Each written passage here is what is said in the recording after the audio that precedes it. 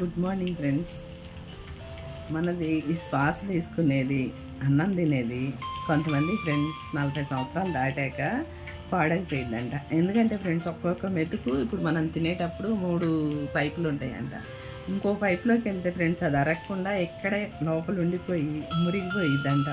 అది అల్సర్ లాగా వస్తుంది, క్యాన్సర్ లాగా వస్తుంది. అవన్నీ ప్రాబ్లాలు ఉంటాయి ఫ్రెండ్స్. అవేవి కాకుండా మనం చచ్చిపోయే వరకు శ్వాసది అన్నం తినే పైపు బాగుండాలంటే అద్భుతమైన ఒకటి ఇది ఉంది ఫ్రెండ్స్. శ్వాస తీసుకునేది చేస్తాను, నవ్వద్దు ఎవరు.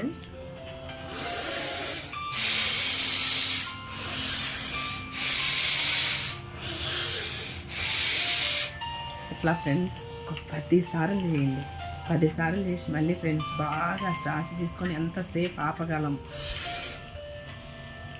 ఇలా ఆపామనుకోండి, ఎక్కడెక్కడ స్టక్ అయిద్దో దీంట్లో మొత్తం వచ్చేస్తుంది.